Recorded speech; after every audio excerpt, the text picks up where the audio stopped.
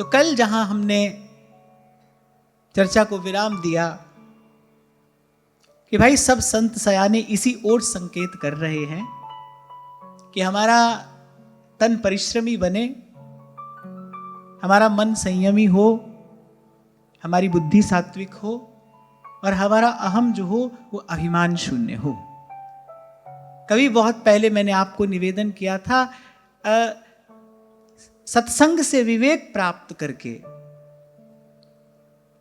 फिर उस विवेक के प्रकाश में अपने दोषों को देखना, फिर उनके मार्जन का प्रयास करना, अपने दोषों के मार्जन का प्रयास करना, अपने गुणों के विकास की चेष्टा करना, इसी का नाम साधना है। जो ऐसा कर रहा है वही साधक है। वो कहीं भी रहता हो, वो दिल्ली बंबई में रह रहा है या वो वृंदावन में आकर रह रहा है, पर यदि उसका जीवन ये है तभी वो साधक है।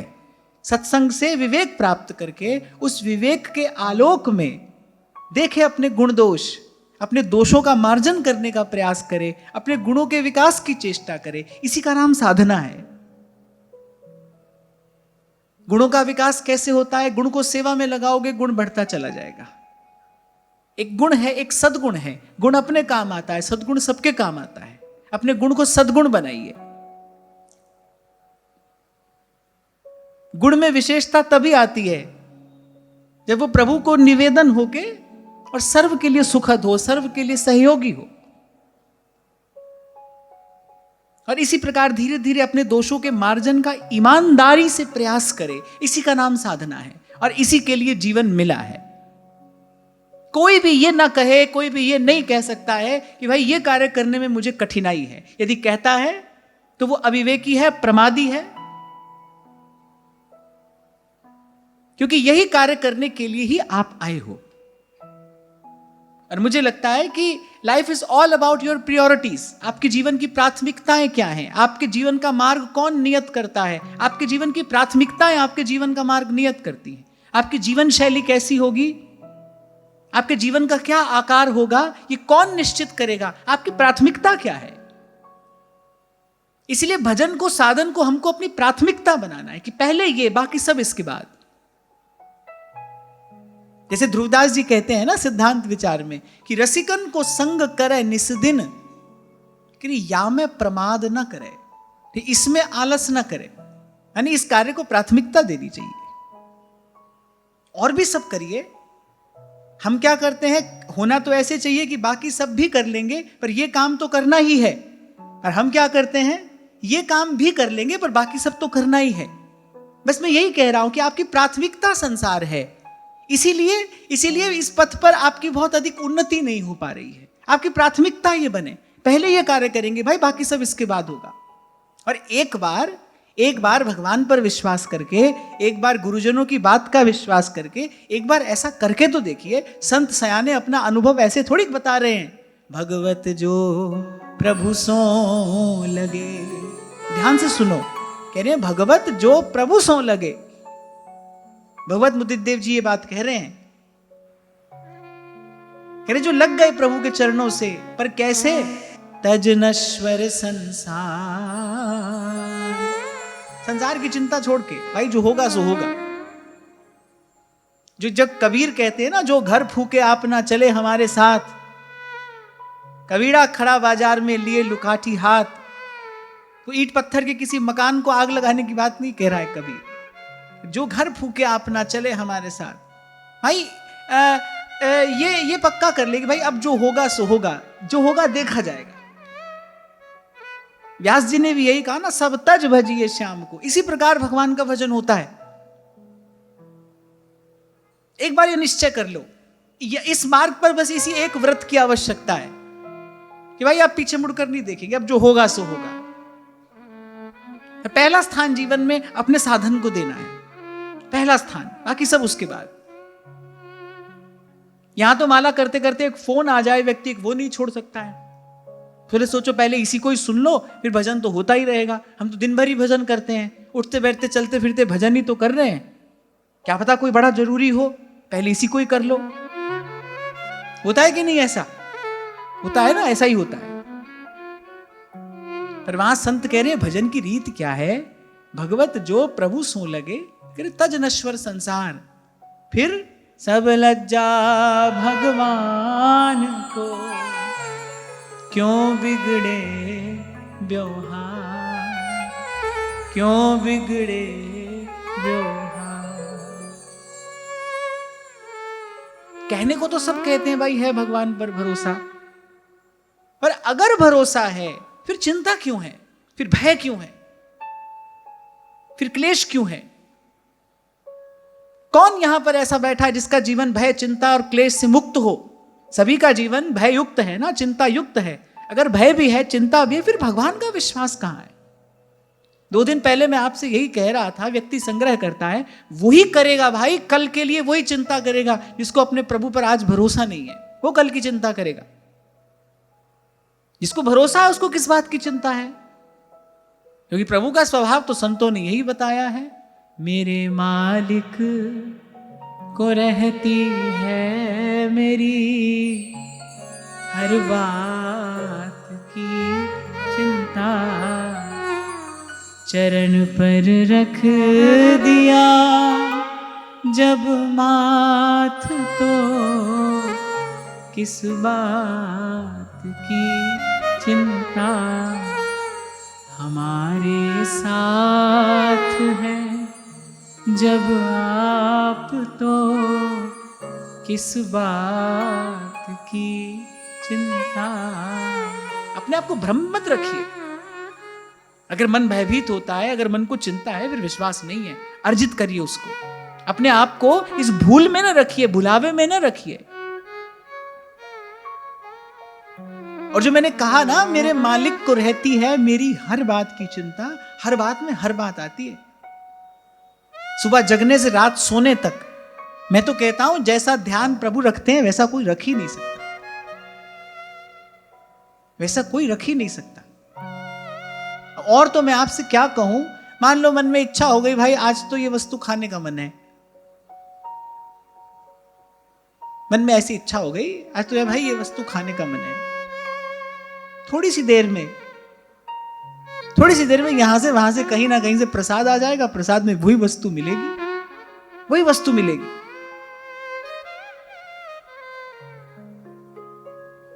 और मैं तो आपको ये कहूंगा, अगर आप मेरी बात मानते हो, भरोसा करते हो, तो भाई मुझे तो जीवन में हर दिन ये दर्शन होता है, हर दिन मेरे मालिक को रहती है मेरी हर बात की चिंता।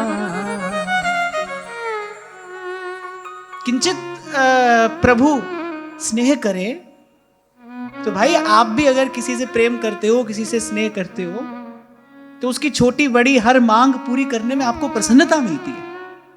ऐसे जब प्रभु किसी से प्रेम करते हैं, उसके हृदय का सूक्ष्म से सूक्ष्म, छोटे से छोटा संकल्प भगवान पूरा करते हैं। पर भगवत जो प्रभु सो लगे, तज नश्वर संसार। आप अपनी चिंता कर रहे हो, फिर बात नहीं बनेगी भाई। वहां तो जब तक द्रौपदी जी ने सोचा अपनी दांत में दबा लेती हूं अपनी साड़ी का पल्लू, करूंगी अपनी रक्षा, वहां तक तो द्वारिकाधीश बैठे रहे, विवश बैठे रहे। भगवान आना चाहते थे, दौड़कर आना चाहते थे, पर भगवान विवश बैठे रहे, क्योंकि यही बात भगवत कृपा के प्रवाह में सबसे बड़ी बाधा है। आपको अपनी चिंता है, तभी तो आप संग्रह कर रहे हो, तभी तो जुटा कर रखते हो सामान, कल की चिंता है। कहने वाला सही तो कहता है, भाई वो है फिर फिक्र क्यों है, और नहीं है तो फिर उसका जिक्र क्यों है, फिर भाई क्यों माथा मार रहे हो, जो वो है ही नहीं, फिर करो आपको जो करना है, और अगर है फिर फिक्र क्यों है। फिर तो उसका, अगर वो है तो उसका कुछ स्वरूप भी है, उसका कुछ स्वभाव भी है, और उसका स्वभाव यही है, उसका स्वभाव यही है।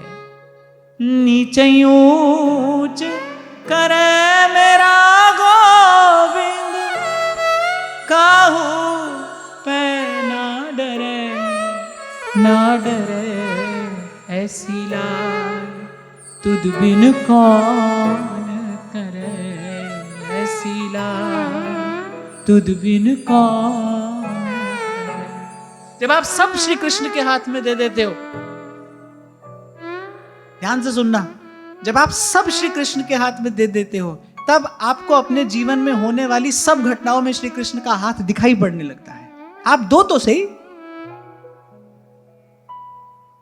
आप दीजिए तो सही, पर ईमानदारी से दीजिए, क्योंकि भगवान ने कहा है मोहे कपट छल छिद्र न भावा, छल कपट नहीं हो इसमें।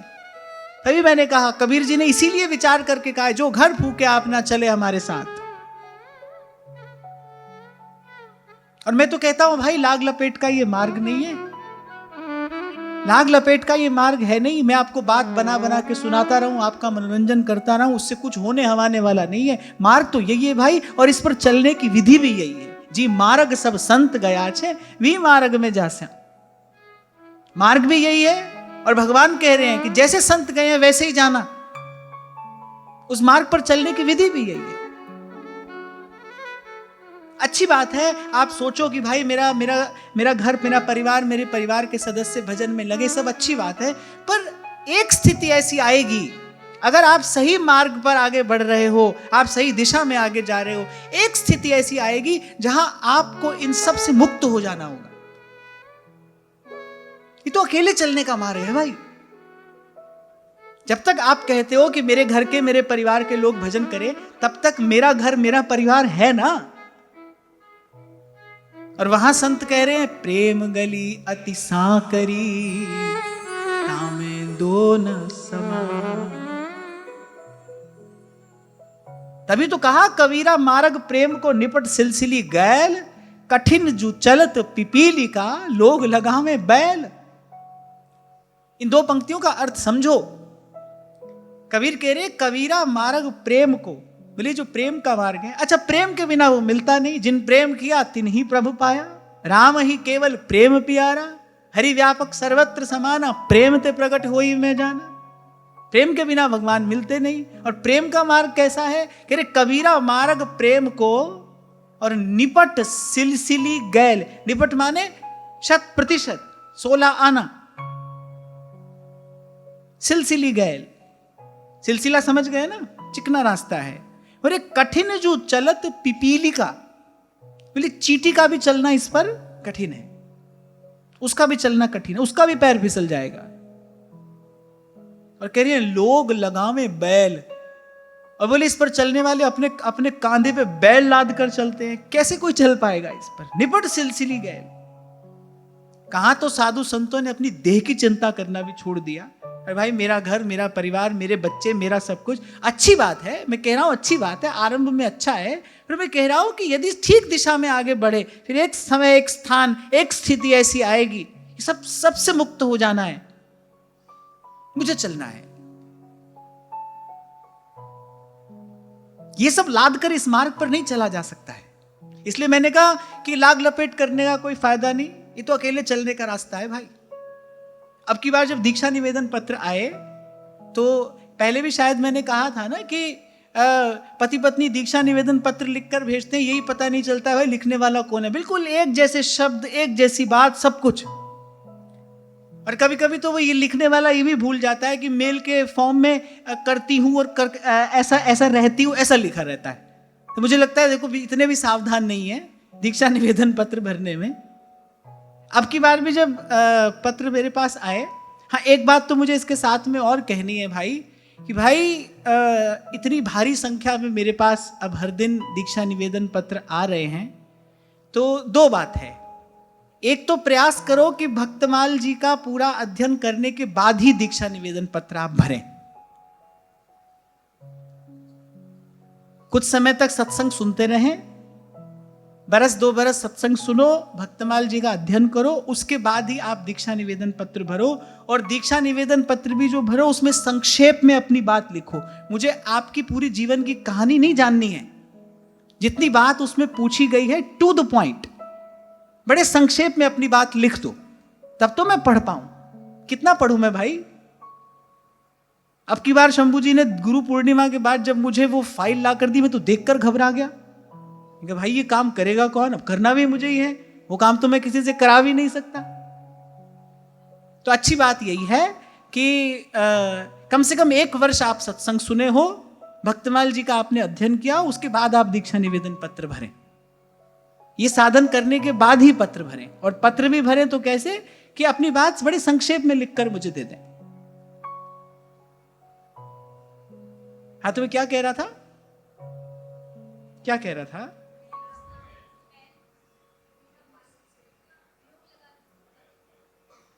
ना, मैं कह रहा था पति पत्नी ऐसा फॉर्म भर के भेजते हैं, तो अब की बार जो फॉर्म आए उस पे तो 2-4 फॉर्म तो उसमें ऐसे थे कि पति पत्नी दोनों ने एक ही फॉर्म भरकर भेजा है। फिर साथ में यह भी लिखा रहता है कि आपकी बड़ी कृपा हो जाए, हम दोनों की दीक्षा एक ही दिन हो जाए। मैं सिर्फ आपको इतना कह रहा हूं भाई, मेरा मार्ग अलग है। मैंने बहुत पहले भी आपसे कहा था कि मैं किसी स्त्री या पुरुष को दीक्षा नहीं देता हूं। दीक्षा तो एक जीव की होती है। दीक्षा के संस्कार से शरीर नहीं, दीक्षा के संस्कार से जीव की आत्मा सुसंस्कृत होती है। आपकी अपनी अपनी यात्रा है, ईमानदारी से अपनी बात लिखकर भेजो। और जिसने मुझे इस स्थान पर बिठाया है उसने मुझे आपके शब्द पढ़ने की शक्ति भी दी है, और आपके शब्दों के पीछे जो भाव है मुझे उसने वहां तक पहुंचने की शक्ति भी दी है। तो ऐसा करने से कोई लाभ नहीं होगा। अपनी बात ईमानदारी से लिखकर भेजोगे तो मैं उसका कुछ विचार कर सकता हूं। पर बात मैं यहां ये कह रहा था, भाई अकेले चलने का मार्ग है। सबसे पहले तो इस बात की तैयारी करो, सर्व के प्रति सद्भाव रखते हुए। और जब सद्भाव रखना है फिर उसमें मेरा घर और मेरा परिवार क्या, अगर सद्भाव ही रखना है फिर तो आचार्य की आज्ञा यही है, सब सो हित निष्काम मति, फिर तो सबके प्रति रखना है। और वो एक सहज सद्भाव होता है साधक के मन में। फिर मेरा घर, मेरा परिवार, मेरे बच्चे ऐसा हो, हाँ ठीक है, आपको करना हो ऐसा करो। मैं ही आपसे कई बार कहता हूं कि माताओं को इस प्रकार का पवित्र संकल्प करना चाहिए। पर जब एक साधक की बात आती है, जिसको आत्म कल्याण करना है, जिसको उस परम श्रेष्ठ लक्ष्य की प्राप्ति करनी है, मैं उसकी बात कर रहा हूं, उसके लिए रास्ता यही है।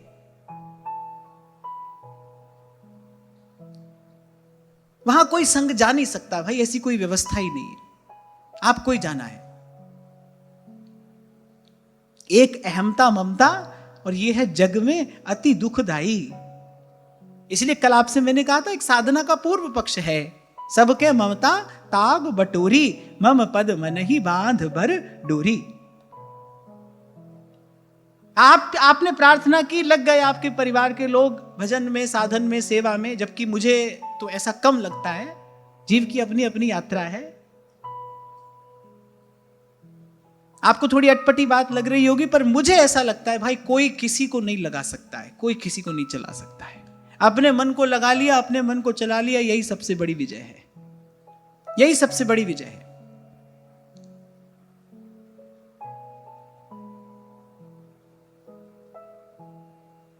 क्या होता है ना, इस अकेलेपन से व्यक्ति घबराता है। पर यह तो इस मार्ग की मांग है। मैं ये कह रहा था कि आपने प्रार्थना की, आपको लगा कि कोई लग गया आपकी प्रार्थना करने से, जबकि ऐसा होता नहीं। कोई लगेगा तो भगवान की कृपा से लगेगा। तुद पावे ता नाम जपावे। आपकी प्रार्थना से आपको लगे कि कोई लग गया, आपको प्रसन्नता हो रही है। आप देखो तो भी वो अहमता ममता तो जो की त्यों है ना। आप यदि इस बात से राजी हो रहे हो, भाई मेरा कोई संबंधी लग गया इस मार्ग पर, आप बड़े प्रसन्न हो, पर आपका वो मेरापन तो बना ही हुआ है ना। उसी मेरेपन को ही तो छोड़ना है, उसी से ही तो छूटना है, उसी से ही तो मुक्त होना है। ये भार लेकर, ये बोझ लेकर इस मार्ग पर नहीं चला जा सकता है। जैसे जैसे हम श्रीमद् भागवत में आगे बढ़ेंगे, क्योंकि मैंने आपसे कहा था ये अलख निरंजन का मार्ग है, जैसे जैसे इस मार्ग पर आगे बढ़ेंगे ऐसे ऐसे श्रीमद् भागवत निर्मल करती चली जाएंगी। जो जो मैल है वो छूटेगा। और ये अहमता ममता इसी का ही तो मैल है। ऐसे तो जीव निर्मल है, चेतन अमल सहज सुख राशि। इसी अहमता ममता का ही तो मैल है, इसी से ही तो मुक्त होना है, इसी से ही तो छूटना है। जैसे जैसे श्रीमद् भागवत में हम आगे बढ़ेंगे, जैसे जैसे प्रभु के निकट पहुंचेंगे, ऐसे ऐसे आप देखेंगे धीरे धीरे ये सब छुड़ाती चली जाएंगी आपसे। इसी से छूटना है और इसी से छूटने के लिए तैयार होना है।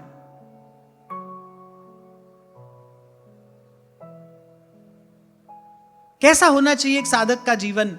विगत 3 दिनों से हम इस पर चर्चा कर रहे हैं, कैसे एक एक इंद्रिय को हमको भगवान की सेवा में लगाना है। श्री हरिराम व्यास जी का एक बड़ा सुंदर पद मिलता है, मुझे बड़ा प्यारा है। व्यास जी कहते हैं, सुन बिनती मेरी तू रसना, राधा वल्लभ गान। सबसे पहले अपनी जिह्वा से कह रहे हैं, सुन बिनती मेरी तू रसना, राधा वल्लभ गान। वृथा काल खोवहि जिन सोवहि, छिन भंगुर तन पान। सबसे पहला उपदेश व्यास जी क्या दे रहे हैं अपने आप को? अच्छा देखो, उपदेश किसको दे रहे हैं? अपनी जिह्वा से कहेंगे, अपने हाथ से कहेंगे, अपनी आंख से कहेंगे, अपने आप से कहेंगे। और पहला उपदेश क्या दे रहे हैं? कहने ये क्षण भंगुर शरीर पाके, बोले इस समय को व्यर्थ मत खोइए, समय व्यर्थ ना करिए। मैं बार बार आपसे कहता हूं ना कि साधक के जीवन में सबसे पहली बात यही हो, भाई समय व्यर्थ नहीं करेंगे। कुछ भी हो जाए, बड़े से बड़ा संकट, बड़े से बड़ी प्रतिकूलता उपस्थित हो जाने पर भी समय व्यर्थ नहीं करेंगे। जो समय व्यर्थ कर रहा है, जो समय व्यर्थ कर रहा है, और समय व्यर्थ कोई जानबूझकर ही करता है, अनजाने में नहीं होता है ये काम, ध्यान रखना। उसमें आपकी स्वीकृति होती है। किसी ने पकड़ के आपको अपने पास बैठा लिया 2 बात करने के लिए, यदि आप नहीं बैठना चाहते तो आपको कोई नहीं बैठा सकता। आप बैठ रहे हो तो इसमें आपकी स्वीकृति है, इसमें आपकी स्वीकृति है। मैं देखता हूं व्यर्थ की चर्चा करते करते घंटों बतियाते रहते हैं लोग, घंटों व्यर्थ की बात, निस्सार चर्चा, टोटली इररेलेवेंट, एब्सोल्युटली अननेसेसरी। जिसके जीवन के प्रति सजगता बढ़ेगी, जिसके जीवन के प्रति सावधानी बढ़ेगी, उसके जीवन में यह परिवर्तन अवश्य दृष्टिगोचर होगा। समय व्यर्थ नहीं जाना चाहिए भाई।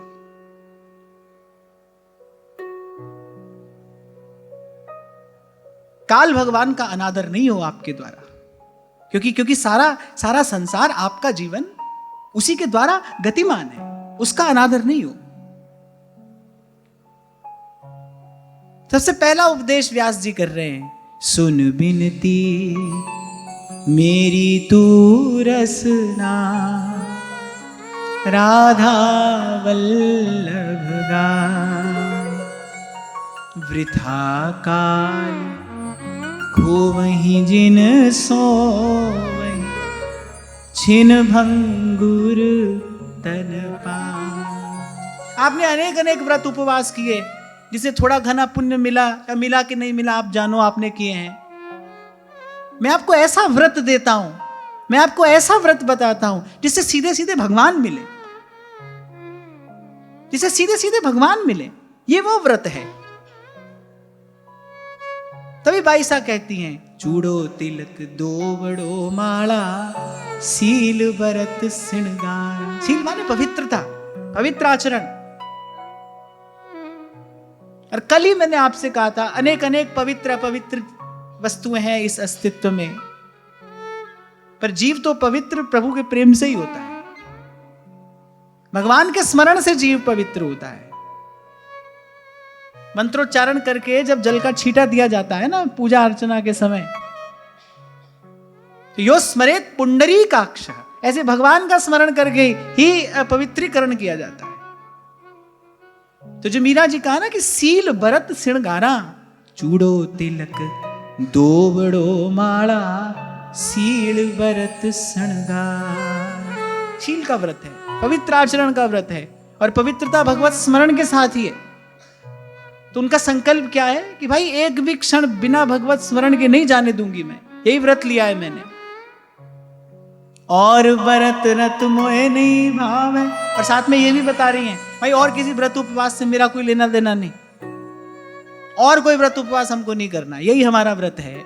चूड़ो तिलक दोवड़ो माला सील बरत श्रृंगार, और बरत रत मोह नहीं भावे, और बरत रत मोह नहीं भावे, ये गुरु ज्ञान हमारा मेरो मन लाग्यो हरि जी सू, अब ना रहूंगी मैं अटकी, मेरो मन लाग्यो हरि जी सू, अब ना रहूंगी मैं अटकी।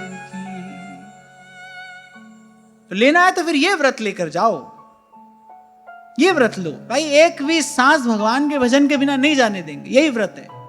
इसलिए मैंने कहा आपने बड़े बड़े व्रत उपवास किए, पता नहीं आपको क्या मिला, आप जानो। मैं आपको ऐसा व्रत बताता हूं जिससे भगवान मिले, प्रभु मिले, जिससे जहां ही लहे कछु लैन की चाह ना ही में होए, जिससे ये जीवात्मा सदा सदा के लिए तृप्त हो जाए, पूर्ण हो जाए। फिर आगे कहते हैं, सुन सुख सदन वदन मेरे तू, प्रीति प्रसाद ही पा। व्यास जी अपने मुख से कह रहे हैं कि तू एक व्रत ले, कि जलहू भूल ना पीजिए बिन लीन है निज नाम। ध्रुवदास जी कहते हैं, अरे जलहू भूल ना पीजिए बिन लीन है निज नाम, माने अनर्पित वस्तु नहीं पाएंगे। जो वस्तु प्रभु को अर्पित नहीं होगी, इस पर प्रभु की दृष्टि न पड़ी हो, जो प्रभु को निवेदन ना हुई हो, वो वस्तु नहीं पाएंगे। जल भी पिएंगे तो भगवत स्मरण करके पिएंगे।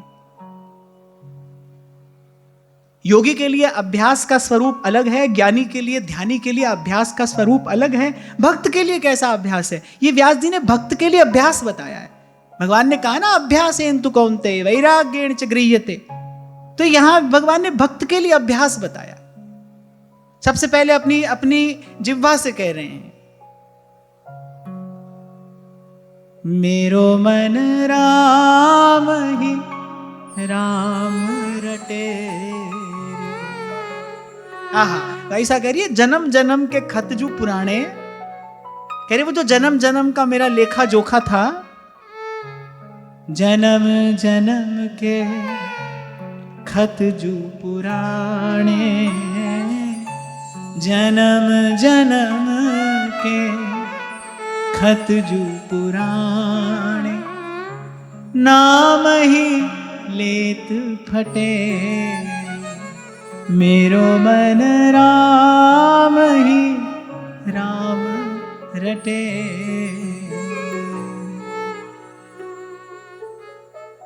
सबसे पहले सुमिरन, फिर अपने मुख से कह रहे हैं कि अरे मुख, तू ये व्रत ले कि तू प्रसाद के अतिरिक्त कुछ नहीं पाएगा।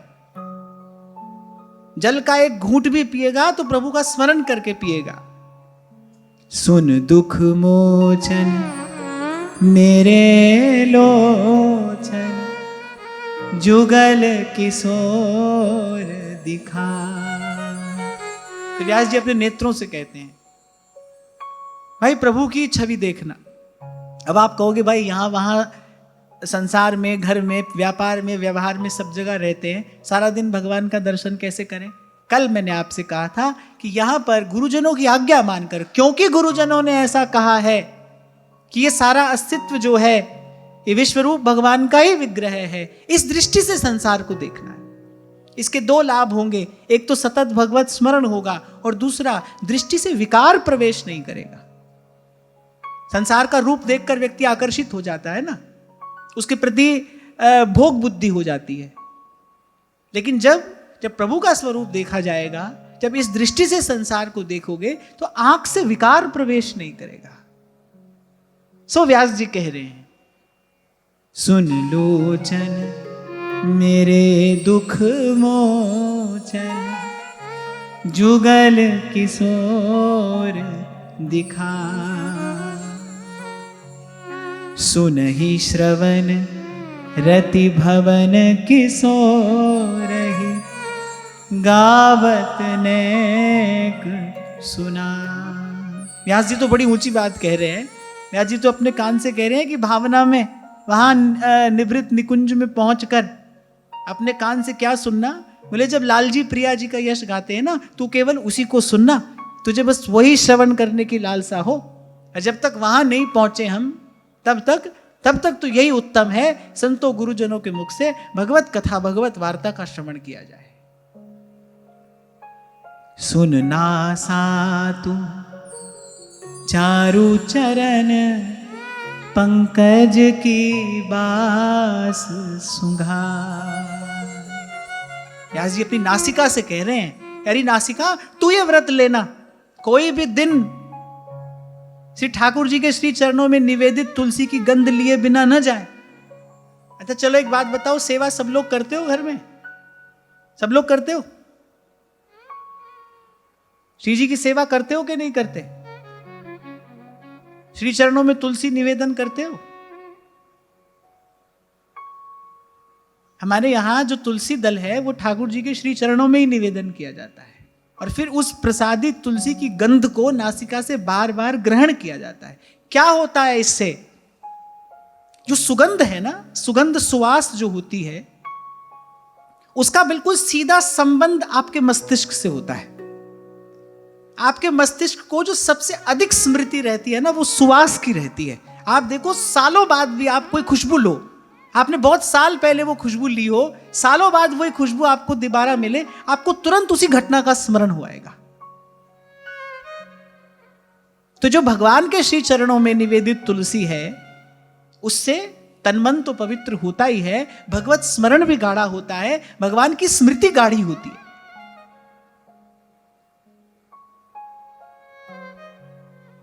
तो आज से आप सब अपने यहां पर श्री जी की सेवा करते हो, तो नित्य प्रति श्रृंगार के समय, श्रृंगार करने के उपरांत, श्रृंगार भोग धरने से पहले श्री चरणों में तुलसी दल निवेदन किया जाता है, और फिर राजभोग के पश्चात उस तुलसी दल को लेकर और बार बार नासिका से उसकी सुवास, उसकी गंध ग्रहण की जाती है।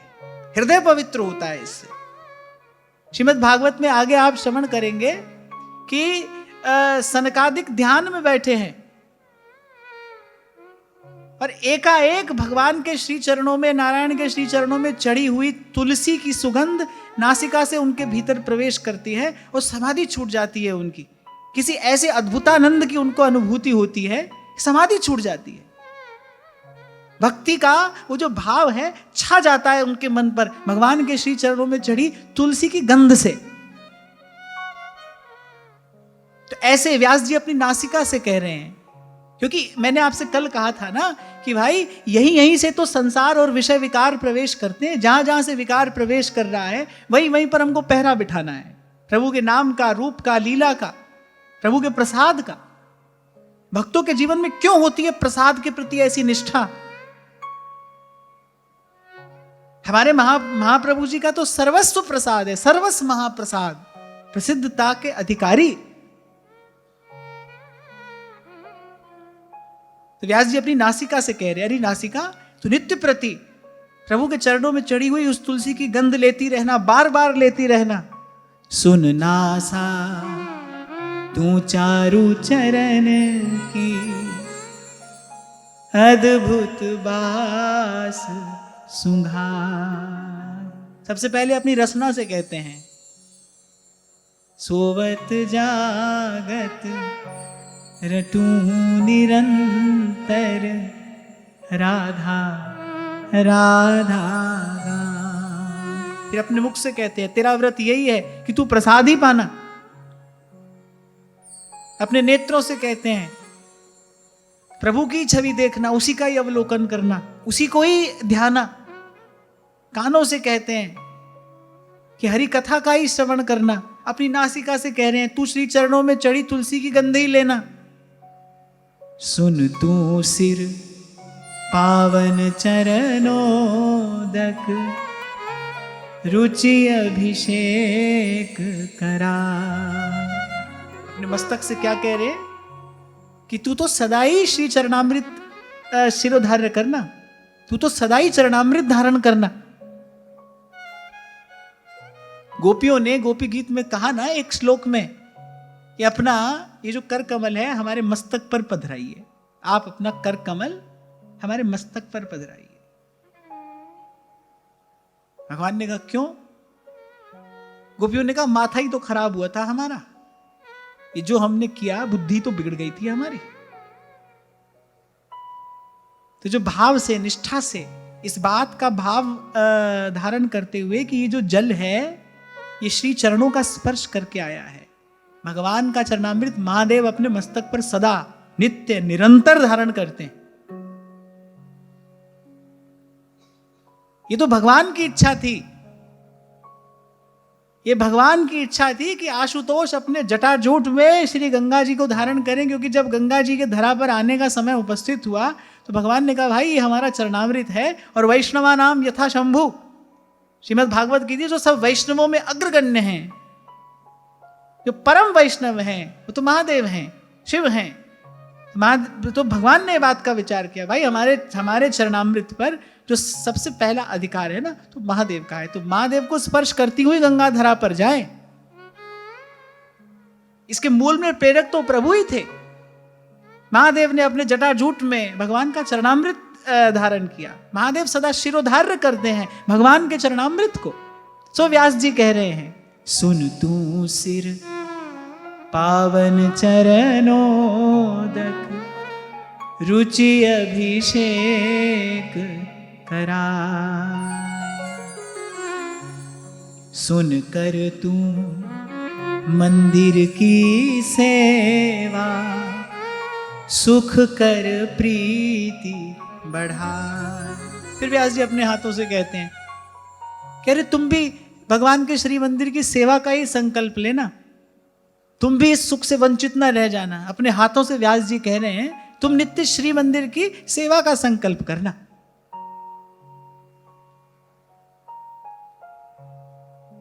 आगे आप श्रवण करेंगे परम भागवत महाराजा अम्बरीश का चरित्र। ऐसे भगवान के मंदिर की छोटी से छोटी सेवा स्वयं अपने हाथ से करते हैं। उस दिन आपको मैं यही तो कह रहा था कि भाई ऐसा धन, ऐसी प्रभुता किस काम की जो आपको ऐसा मतवाला कर दे। देखता हूं मैं बड़े बड़े घरों में सोफा पर बैठे बैठे आदेश दे रहे हैं अपने सेवकों को, ले आओ भगवान का भोग, लगा दो भगवान को भोग, कर दो आरती। शायद दिल्ली की बात है, कहा दिल्ली में किसी स्थान पर कथा हुई तो वहां मंदिर था। उस मंदिर के जो पुजारी थे उन्होंने शंभू जी को बताया, बोले सुबह सुबह यहाँ तो सेठ जी लोग आते हैं, वही गाड़ी में बैठे बैठे हमको जल का लोटा देते हैं। हाँ शंभू जी जल का लोटा देते हैं, बोले जाओ पुजारी जी ये शंकर जी पे चढ़ा दो, लोटा हमको वापस लौटा दो। ले बताओ। पर आश्चर्य की बात नहीं है भाई, अर्थ में ये सब अनर्थ रहते ही है, बुद्धि विकृत हो जाती है, उसको ठीक गलत का कोई विचार रहता ही नहीं, उसको नीति अनीति का कोई विचार नहीं रहता। बैठे बैठे दे रहे आदेश अपने सेवकों को, लाओ लगाओ भगवान के मंदिर में सोहनी, लाओ भगवान का भोग, बनाओ भगवान की रसोई।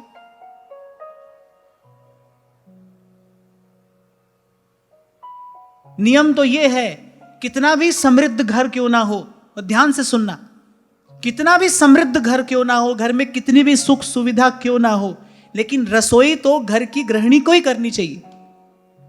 सुचिता और पवित्रता का विचार करके, अरे जो धन साधन संपत्ति कमा रहे हो उससे अगर पवित्र भोजन भी आप नहीं कर सकते तो आपकी कमाई हुई सारी संपत्ति किस काम की? वो तो भीतर बाहर तन मन में विकार बढ़ाने वाली तो होगी। आपके घर में कितनी भी अनुकूलता क्यों ना हो, पूर्व के पुण्य से आपके पास खूब धन संपत्ति हो, लेकिन घर की जो रसोई है, जो चूल्हा चौका है, वो तो भाई गृहिणी को ही करना चाहिए, उसकी सुचिता पवित्रता का विचार करते हुए। और जिसके घर में ठाकुर सेवा है, जो अपने घर में प्रभु की सेवा करते हैं, उनको तो इस बात का विशेष ध्यान रखना चाहिए।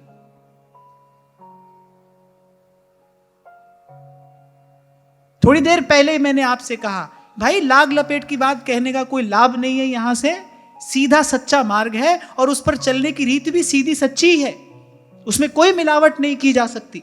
मैं आपका मन रखने के लिए कोई बात कहूं तो मैं दोषी हूं। मुझे तो शास्त्र की बात, जो श्रुति शास्त्र सम्मत सिद्धांत है, वो ज्यों का त्यों आपको बताना है। आपको रुचे न रुचे, आप कितना ले पाए ये आप पर निर्भर करता है। मेरे को तो सीधी सच्ची बात आपसे कहनी है, श्री जी को भोग जो लगाना है कम से कम वो तो अपने हाथ से बनाओ। और क्या सेवा करोगे? यही नहीं करोगे तो फिर और क्या सेवा करोगे? मैं तो कहता हूं जिसके घर में प्रभु की सेवा हो उसको ये सोचना ही नहीं चाहिए कि मेरा घर है, उसको तो यही सोचना चाहिए प्रभु का घर है, मैं सेवक हूं, मैं प्रभु के घर का सेवक हूं। फिर घर की एक एक सेवा प्रभु के ही घर की सेवा है। और कभी कहा था मैंने आपसे कि भाई ठाकुर जी के माथे मुकुट पधराना भी सेवा है और मंदिर की नाली साफ करना वो भी सेवा है। सेवा तो सेवा ही होती है, सेवा तो छोटी बड़ी नहीं होती।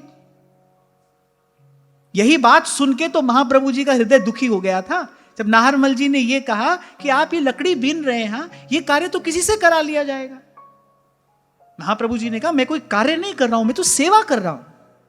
और तू सेवा का कार्य धन देकर किसी से कराने के लिए कह रहा है। आप देखो कि इस बात ने कितना आहत किया श्री महाप्रभु जी को कि महाप्रभु जी का सदा प्रसन्न रहने वाला मुख उदास हो गया। और नाहरमल जी महाप्रभु जी को बड़े प्रिय थे। और महाप्रभु जी ने कहा तेरे जैसे व्यक्ति का मुख देखने से अपने सेवा भाव की हानि होती है, तू घोर रजोगुण लेकर आता है, आज के पीछे अपना मुख मत दिखाना। महाप्रभु जी ने उसको कितना बड़ा अपराध गिना कि अरे प्रभु की सेवा का कार्य किसी से कराने के लिए कह रहा है, धन देकर, धन के मद में। तब महाप्रभु जी ने कहा अरे प्रभु की आराधना जो करते हैं उनको कोटि कोटि वरदान ऐश्वर्य विभूतियां देकर प्रभु अपना पीछा छुड़ा लेते हैं, लेकिन अपने चरणों की भक्ति, अपने चरणों की सेवा नहीं देते। वो भक्ति, वो सेवा मैंने पाई है। और तू उसको धन देकर किसी से कराने के लिए कहता है। बहुत धन आ गया तेरे पास कि तू सोचता है भगवान की सेवा भी धन देकर हो जाएगी। मैं तो आपको इतना भी कहूंगा भाई थोड़ी सेवा करो, कोई जरूरी नहीं है कि आपको अष्टयाम सेवा ही करनी है। आप केवल सुबह शाम सेवा कर सकते हो, इतना ही करो। अरे कल मैं तो आपको कह रहा था भले एक सेवा का नियम लो, लेकिन उस सेवा में स्वयं भगवान के सेवक होकर उपस्थित होइए। भगवान को नहीं चाहिए आपके 56 भोग का थाल। दुर्योधन ने बनाए थे वो 56 भोग, सोने सोने चांदी के रत्न जटित पात्र भी थे। द्वारिकाधीश ने कहा तेरे यहां आने का कोई प्रयोजन नहीं, क्योंकि जिस वस्तु की मुझे भूख है वो तेरे पास है नहीं। भगवान ने कहा वस्तु का भूखा मैं हूं नहीं और भाव तेरे पास में है नहीं, तो तेरे यहां आने का क्या प्रयोजन है? अरे वो तो मांग कर पाते हैं, वो तो मांग कर भी पा लेते हैं। कर्माबाई के जूठे दातुन से हिली खिचड़ी पाने में उन्हें संयोग कोई संकोच नहीं है।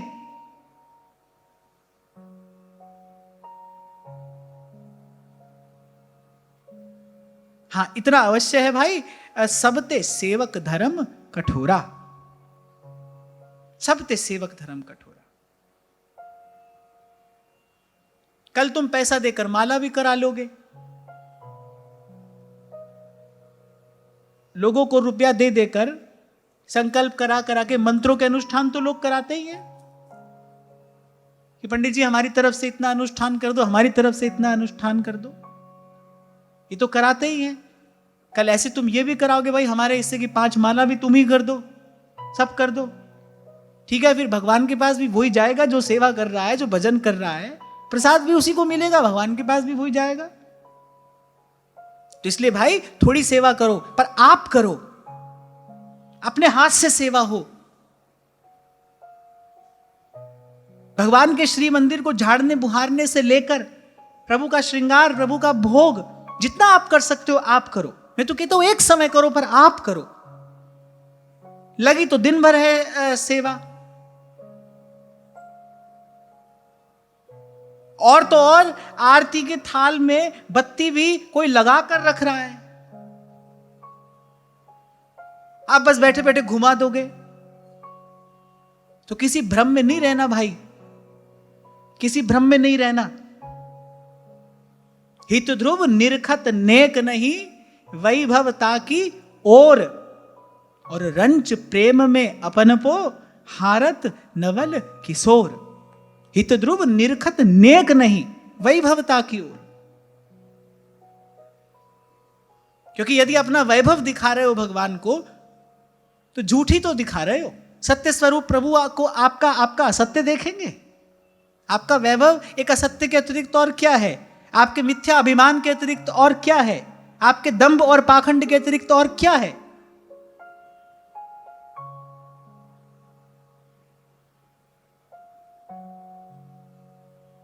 यही तो कारण है।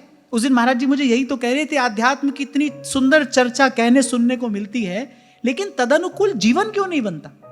वैसा परिणाम क्यों नहीं आता? वैसा परिवर्तन क्यों नहीं आता? और मैं आपको बड़े विश्वास से बात कह रहा हूं, आप एक सेवा का व्रत लो। कल ही मैंने आपसे कहा था, जो वस्तु अनंत को निवेदन की जाती है वो अनंत होकर लौटती है। आप एक सेवा का व्रत लो, नियम से एक सेवा करो आप। वो एक सेवा प्रभु की कृपा से अनेक होती चली जाएगी, पर वो सेवा होगी, पर वो सेवा होगी।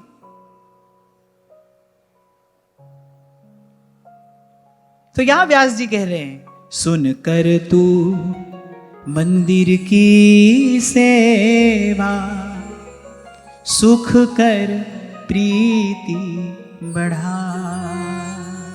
व्यास जी कह रहे हैं कि जो प्रभु के मंदिर की सेवा है, अरे हृदय में प्रेम अनुराग बढ़ाने वाली है।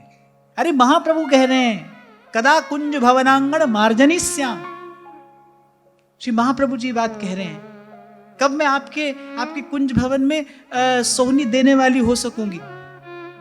क्या भोली सखी ने सोहनी महिमा लिखी है।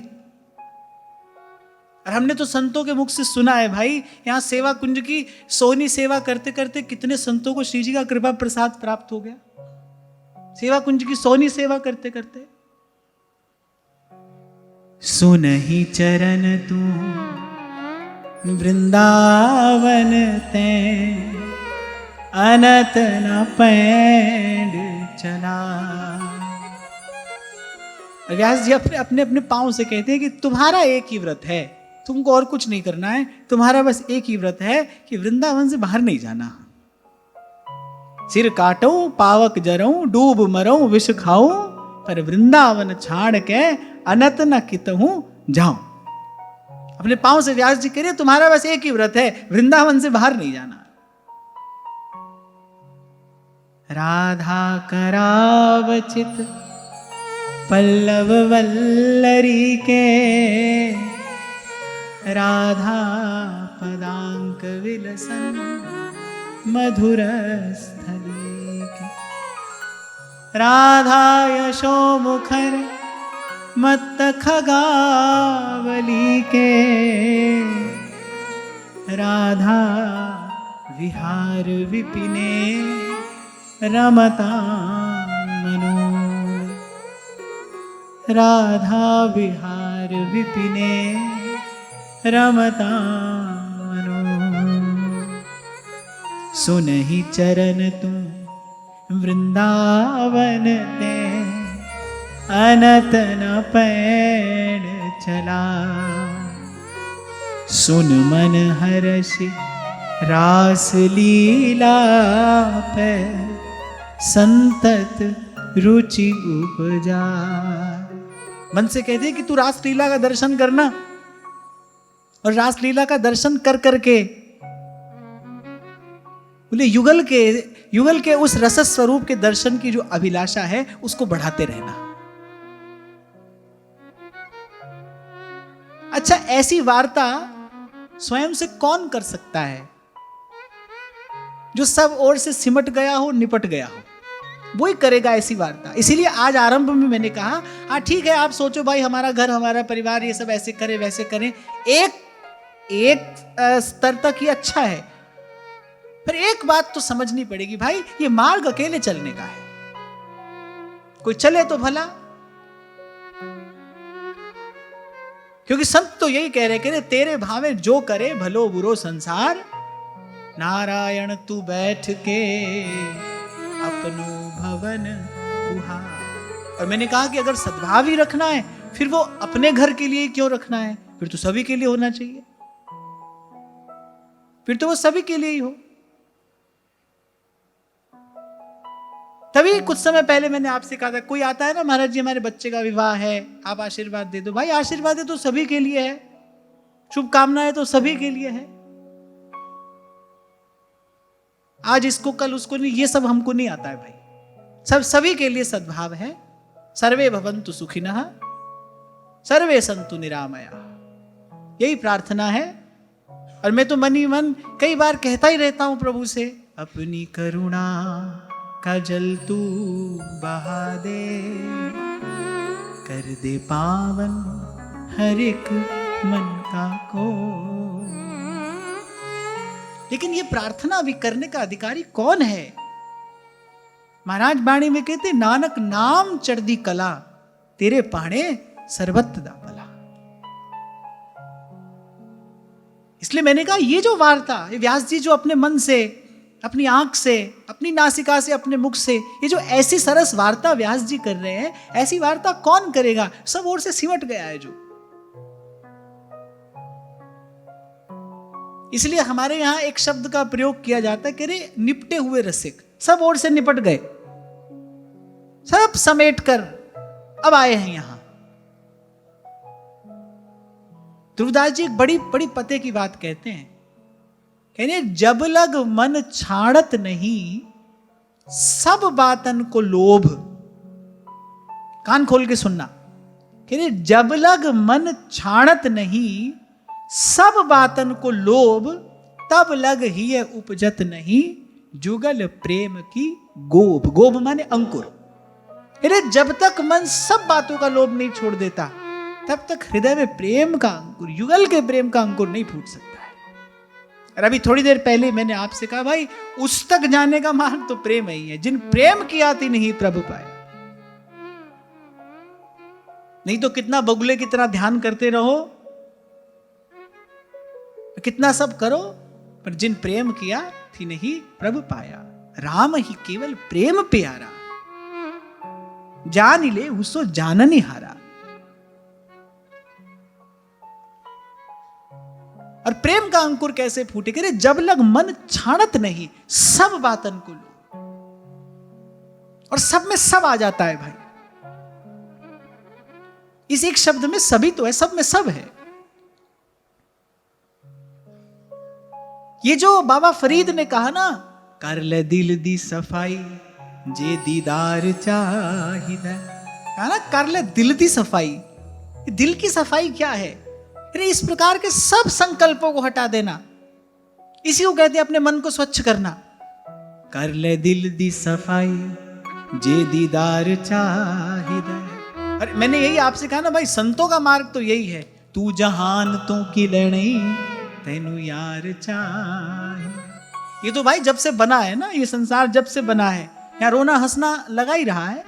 कोई आ रहा है, कोई जा रहा है, कोई मर रहा है, कोई जी रहा है, कोई खो रहा है, कोई पा रहा है। ये तो तब से चल ही रहा है और सदा चलता ही रहेगा।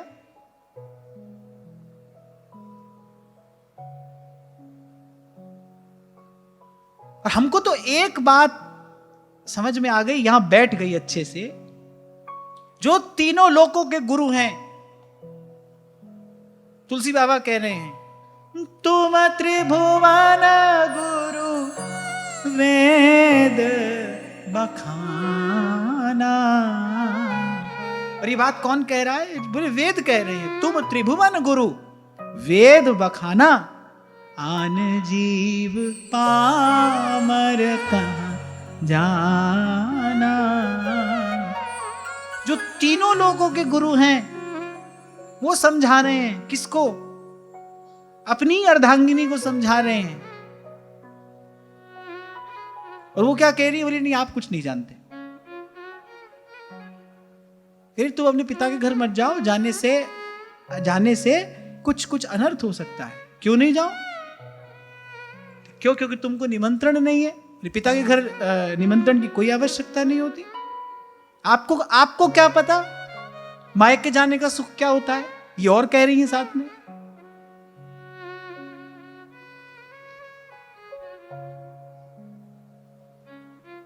तो हमको तो जाना है। मैं तो इस घटना का बहुत बार विचार करता हूं। देखो महादेव समझा रहे हैं, जिसको नहीं समझना है वो नहीं समझ रहा है, उसको जो करना है वो कर ही रहा है। तभी मैं आपको बार बार कहता हूं, मैं आपको समझा नहीं रहा हूं भाई, मैं तो आपको सुना रहा हूं। मैं तो आपको सुना रहा हूं। समझना तो आपको है, जितनी बुद्धि आपके पास है आप समझिए। और समझना है कि नहीं समझना है ये भी आपकी इच्छा है। मेरा काम आपको सुनाना है, मैंने आपको सीधी सच्ची बात सुना दी, आप समझिए। और अपनी लाभ हानि खूब समझते हो आप। 10 रुपए की चीज के बदले 100 रुपया देकर नहीं आते आप, आपको पता है। आपका प्रयास यही होता है भाई 10 की चीज के बदले 8 ही दें। तो अपनी लाभ हानि खूब जानते हो आप, आपके पास बुद्धि है, आप समझो। मेरा काम आपको सुनाना है। ये बात मैं इसलिए कह रहा हूं कि कोई व्यर्थ का बोझ अपने सिर न रखना। आप चलना, आप चलो, आप भजन करो। अभी 2 दिन पहले मैंने आपसे कहा था ना कि जिस स्थान पर आप रहते हो उस स्थान पर नित्य कीर्तन होना चाहिए। घर के सब लोग मिलकर करें तो बहुत अच्छी बात है, नहीं तो आप ही करो। जिस दिन आपका मन लग जाएगा कीर्तन में, जिस दिन आपके परमाणु में वो आकर्षण उपस्थित हो जाएगा, कोई अपने आप आपके पीछे आकर बैठ जाएगा, कोई अपने आप आपका संगी साथी हो जाएगा। और हो तो हो, नहीं हो तो नहीं हो, आप करो। ये भी एक प्रकार की स्वतंत्रता है, ये भी एक प्रकार की स्वतंत्रता है। और मुझे ऐसा लगता है, मेरा मन ये मानता है कि फ्रीडम इज एक्चुअल हीलिंग। आपके भीतर जो जन्म जन्म के घाव हैं, स्वतंत्रता ही उनको भर सकती है, सब बंधनों से स्वतंत्रता, मुक्ति। इसलिए बहुत विचार कर कह रहा हूं, ये 3 शब्द काम के हैं। Freedom is actual healing and love sets you free. और प्रेम आपको स्वतंत्र करता है, भगवत प्रेम आपको स्वतंत्र करेगा, वो करेगा आपको सब बंधनों से मुक्त।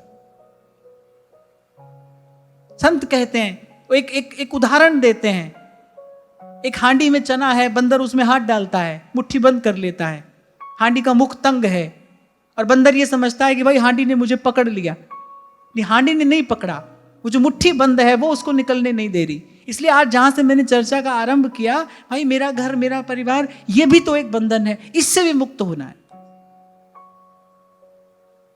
साधन का मार्ग तो यही है। साधना के अनेक स्तर है ना, पर हम जिस स्तर की साधना की यहां बात कर रहे हैं, चर्चा कर रहे हैं, जो मैंने आपसे कहा, जिसको उस अलख निरंजन को देखना है, जानना है, पाना है, जो हम बार बार गुनगुनाते हैं, कहत कबीर सुनो भाई साधो, जाए अगम की बानी गगन में, आवाज हो रही झीनी गगन में, आवाज हो रही झीनी झीनी। अच्छा, इसका सबसे बढ़िया परिणाम क्या जीवन में आएगा? जब संसार को यह लगेगा ना कि आप उसके बहुत अधिक काम के नहीं हो, वो आपको छोड़ देगा। संसार उसी को पकड़ता है उसके काम का है, तो काम का नहीं है उसको छोड़ देता है। और मैं तो सार्वजनिक रूप से घोषणा करता हूं कि मैं तो भाई संसार के किसी काम का भी नहीं हूं।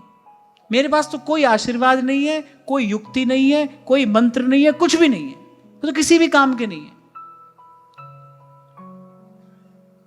ये सीधी सच्ची संतों की बात है।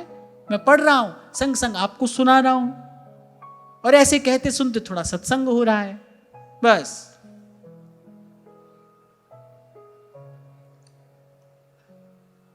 हाँ, इतना जरूर है, गुरुजनों की कृपा से, धाम की कृपा से, इन संतों के प्रसाद से, श्रीमद् भागवत की कृपा से। इसीलिए श्रीमद् भागवत की महामहिमा को मैं बार बार नमन करता हूं, प्रणाम करता हूं। मुझे मेरे अपने साधक जीवन में बड़े अद्भुत अनुभव श्रीमद् भागवत जी की कृपा से हुए। इन सब की कृपा से, इन सब के प्रसाद से ये समझ में आ गया कि ध्यान लगाना कहां है। निर्गुण सरगुण ते परे, कहां हमारा ध्यान। हमारे आचार्य ने बात कहां की बताई है। निगम ब्रह्म परसत नहीं, जो रस सबते दूर। श्रीपति श्रीमुख कमल कयो, नारद सो समझाई। वृंदावन रस सबन ते, राख्यो दूर दुराई। कहत कबीर सुनो भाई साधो, कहत कबीर सुनो भाई साधो, जाए अगम की वाणी गगन में, आवाज हो रही झीनी गगन में, आवाज हो रही अपने मन से कह रहे हैं कि तू तो रास लीला का दर्शन करना और उसी रस स्वरूप के दर्शन की अभिलाषा, उसी को पुष्ट करना, उसी अभिलाषा को बढ़ाना, उसी लालसा को बढ़ाना।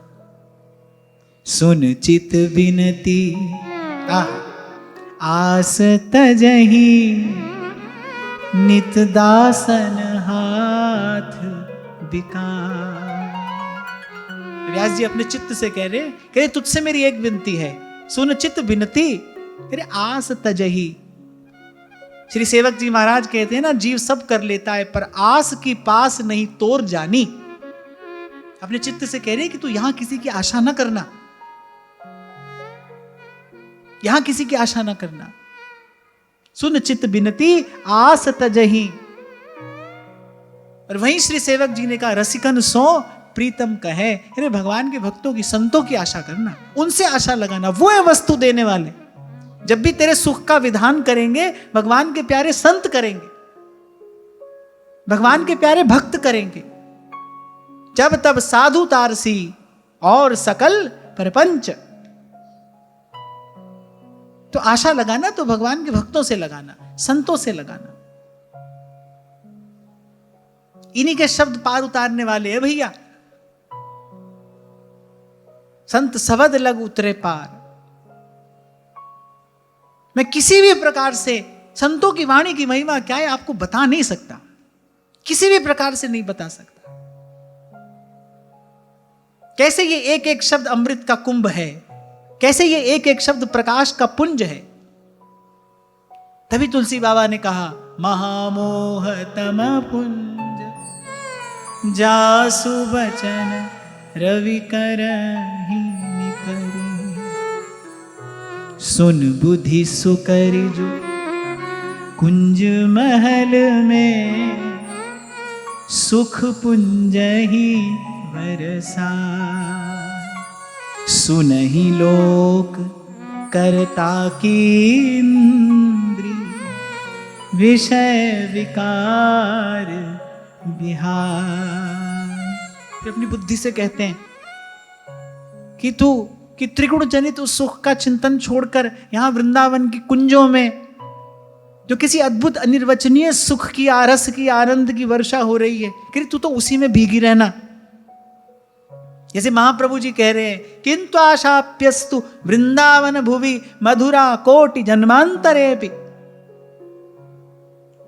कि जो त्रिगुण जनित जो सुख है और संसार में मिलने वाला छोटा बड़ा शुद्र महत जो भी सब सुख है वो सब त्रिगुण जनित ही है। कि इसको छोड़कर वृंदावन की कुंजों में जिस सुख की वर्षा हो रही है, छबीली वृंदावन की बेल, जय जय जय श्री वृंदावन।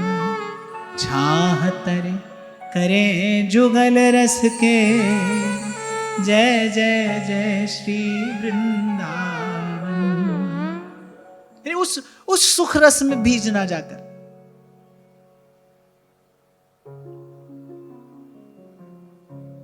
और फिर व्यास जी अपनी अन्य इंद्रियों से कहते, तुम भी इस विषय विकार को छोड़कर मेरा सहयोग करना। मुझे अपना जन्म जीवन युगल के चरणों में निवेदन करना है, युगल की सेवा का योग्य बनाना है। सुन बनिता हरि की दासी है, मेरो करई सहाय। व्यास जी तो अपनी पत्नी को, अपनी अर्धांगिनी को भी विनती करते हैं कि तुम भी मेरा सहयोग करना। सुन बनिता हरि की दासी है, मेरो करो सहाय। ये जो गुरु की कृपा से मुझे साधु सेवा मिली है, इसमें मेरा सहयोग करना। देखो भाई, हितैषी तो वही है, आपका सच्चा हितैषी तो वही है जो इस भजन के मार्ग में आपका सहयोगी हो रहा है किसी भी प्रकार से। आपका सच्चा हितैषी तो वही है। होता क्या है ना, जैसे ही व्यक्ति अंतर्मुखी होने लगता है, जैसे उसकी विषय वासना कम होने लगती है, जैसे उसको सच्चे सुख की झलक मिलने लगती है, फिर जो संसार के लोग हैं उनके सुख में बाधा उपस्थित होने लगती है। इसीलिए संसार को कोई भजन करता बहुत अधिक अच्छा लगता नहीं। कोई बड़ा भजन करे, सेवा करे, तो संसार को बहुत नहीं सुहाता है। यही कारण है, क्योंकि उसके सुख में बाधा उपस्थित होने लगती है। एक बात तो गांठ बांध लो कि आपको कोई चाहता है, नहीं नहीं, आपको कोई नहीं चाहता है। आपको तो केवल भगवान चाहते हैं, आपको तो केवल प्रभु चाहते हैं। संसार का व्यक्ति तो अपना सुख चाहता है। जब तक उसको मिले तब तक सब भला है, तब तक सब उचित है। भूल हो जाती है, भूल हो जाती है, बार बार हो जाती है ये भूल। आपको लगने लगता है कि नहीं, अमुक व्यक्ति तो हमसे स्नेह करता है, अमुक व्यक्ति तो हमारे लिए ऐसा करेगा, वैसा करेगा, ऐसा कर सकता है, वैसा कर सकता है। और ये है क्या? ये माया श्री कृष्ण की मोयो सब संसार। अरे मैं कहता हूं, मान लो करता भी है, मिल गया कोई आपको ऐसा जो आपको स्नेह करता भी है, तो भी मैं कहता हूं कि मात्रा का ही हिसाब लगाओ। वो बेचारा करेगा भी तो थोड़े समय के लिए करेगा, थोड़ा सा करेगा। अगर वो करता है तो फिर वो भी तो करता है। वो करता है तो अपनी सामर्थ्य से करता है, सदा सदा के लिए करता है। मुझे तो लगता है कि अगर स्वार्थ छोड़ नहीं सकते, फिर स्वार्थ का सदुपयोग कर लो। स्वार्थ का सदुपयोग यही है, ये देखो भाई, मुझे पूरा सुख कहां से मिल रहा है, मुझे सच्चा सुख कहां से मिल रहा है। अगर स्वार्थी ही रहना है, फिर ऐसे स्वार्थी हो जाओ, पूर्ण सुख का विचार करो। भाई आधा अधूरा नहीं लेंगे, फिर पूरा ही लेंगे, फिर हम सच्चा सुख ही लेंगे। वो देखो कौन देता है, कौन दे सकता है। थोड़ी देर के लिए किसी ने दे भी दिया आपको तथाकथित प्रेम स्नेह, तो भाई जब वो छूटेगा, जब वो बिछड़ेगा, तो उससे कहीं अधिक दुख देकर नहीं जाएगा। वो क्लेश कौन भोगेगा, वो पीड़ा कौन झेलेगा, वो संताप किसके हिस्से आएगा? तुम्हारे हिस्से ही तो आएगा। इसीलिए इन सब बातों का विचार करके संत कहते ना, भाई यहां पर मन नहीं देंगे। देख लिया, बहुत जन्म बिछड़े थे माधो, अब ये जन्म तुम्हारे लेखे। फिर संत कहते हैं, तोरी न टूटे छोरी न छूटे, ऐसी माधो किंचतनी, म्यो लालन सो प्रीत बनी, म्यो लालन सो प्रीत बनी।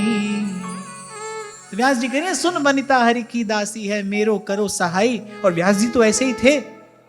एक बार उनकी पत्नी से साधु सेवा में कुछ त्रुटि हो गई। उनकी पत्नी ने सेवा में कुछ पक्षपात सा कर लिया, साधु सेवा करते करते भूल हो गई। व्यास जी ने तुरंत त्याग कर दिया, और साथ ही साथ यह भी कहा कि तुम किसी भी प्रकार से सेवा के योग्य नहीं हो। जिसका किसी के प्रति राग है और किसी से द्वेष है, वो तो सेवा कर ही नहीं सकता भाई। वो सेवा नहीं कर सकता, वो तो व्यापार करेगा। जिससे राग है उसको अधिक देगा, जिससे द्वेष है उसको कम देगा, वो तो व्यापार करेगा।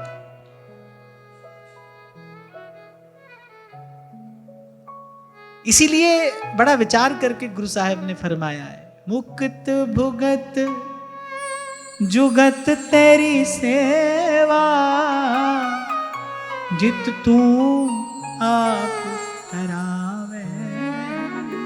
इसलिए तुलसी बाबा कह रहे हैं, सब धर्मों में सेवा का धर्म कठोर है, सबते सेवक धर्म कठोर। सर्वथा द्वंद्व से मुक्त होकर ही कोई सेवा कर सकता है।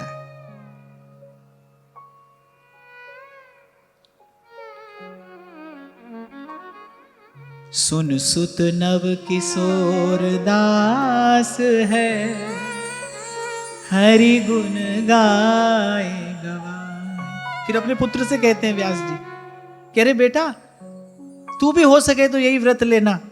बोले युगल किशोर का यश गाना और सबसे गवाना।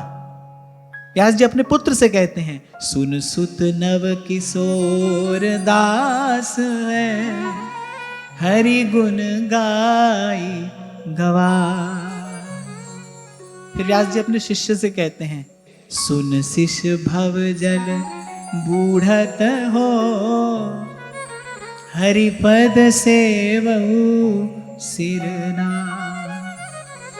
फिर अपने शिष्य से कह रहे हैं व्यास जी, व्यास जी ये नहीं कह रहे बेटा हम गुरु जी हमारी सेवा करना, ना ना, अपने शिष्य से क्या कह रहे हैं, बोले तू एक व्रत लेना, सदा सिर झुकाकर, मस्तक झुकाकर, नतशिर होकर, कह रहे सदा प्रभु के ही श्री चरणों का भजन करना, प्रभु के ही श्री चरणों की सेवा करना, और जो प्रभु के श्री चरणों से लगे हैं उन्हीं को अपना आराध्य जान मानकर अपने तन मन प्राण उनकी सेवा में लगाना। साधु सोई जो हरि सिवावे, साधु सोई जो हरि जपावे, साधु सोई जो साधु सिवावे। गुरु वही होता है जो संत भगवंत की सेवा में लगाए। इसीलिए तो कई बार आपसे कहता हूं भाई, 1000 कोई सेवा करने वाला हो, पर सच्चा साधु है, यदि सच्चा साधु है, यदि सच्चा संत है, वो तो भाई बार बार प्रभु का ही संकेत करेगा, प्रभु तक जाने का ही मार्ग दिखाएगा, उसको बीच में नहीं आना है। किसी को स्वयं से बांधने से, जिसको आपने बांधा है केवल वही थोड़ी बंधा, आप भी तो बंधे। यदि आपने किसी को अपने से बांधा है तो केवल वही नहीं बंधा है ना, आप भी तो बंधे हो। इसीलिए संतों से बंधा नहीं जाता है, अरे संतों से जुड़ा जाता है। जैसे इंजन से डब्बा जुड़ जाता है, फिर एक और जुड़ जाता है, फिर जहां वो जाता है वहां पीछे पीछे वो भी पहुंच जाता है। संत बंधन स्वीकार नहीं करेगा। सच्चा संत यदि होगा तो बंधन स्वीकार नहीं करेगा। नहीं भाई, ऐसी यदि है तो सबका है, नहीं है तो वो किसी का भी नहीं है।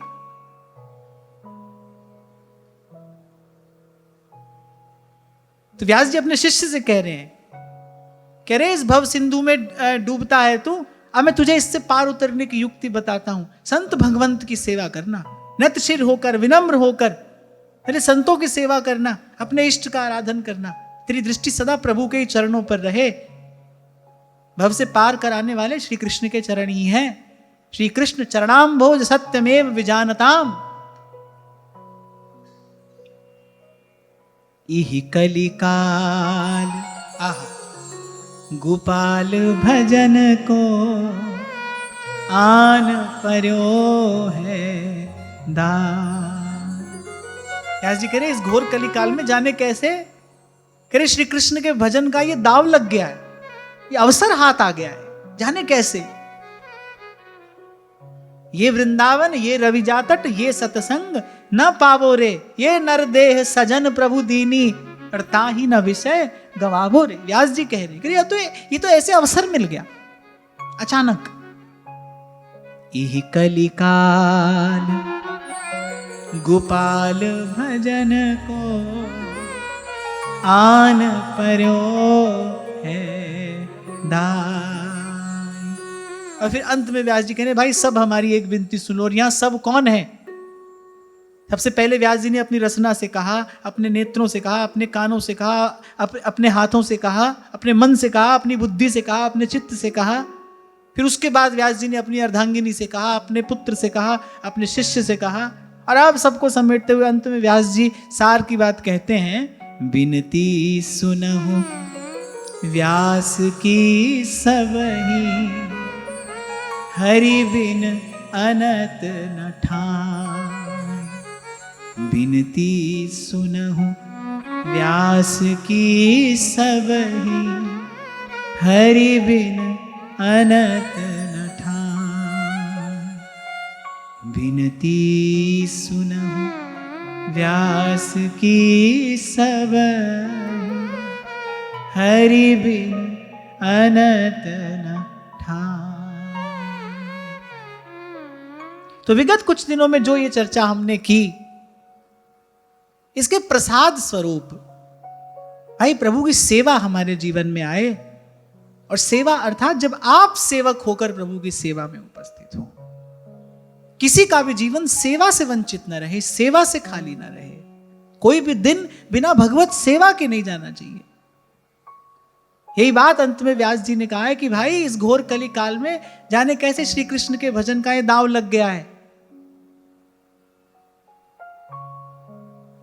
कि इसको व्यर्थ नहीं जाने देना। और फिर अंतिम बात तो भाई यही है, निज अनुभव सोन कहां खगेश, सा, बिन हरि भजन ना जाहि कलेसा, बिन हरि भजन ना जाहि कलेसा। बारी मथे घृत होई बरु, सिकता ते बरुते, बिन हरि भजन न भौतरिए, यह सिद्धांत अपे, यह सिद्धांत अपे। फिर शौनकादि ऋषियों ने सूत जी से प्रार्थना की कि इसके बाद महाराज परीक्षित ने क्या पूछा और आत्मविद्या विशारद श्री सुखदेव जी ने क्या उत्तर दिया, सो हमको विस्तार से सुनाइए। आज की चर्चा यहीं श्री जी के चरणों में निवेदन करते हैं। महाराज श्री के चरणों में प्रणाम। आप सबके हृदय स्थित प्रभु को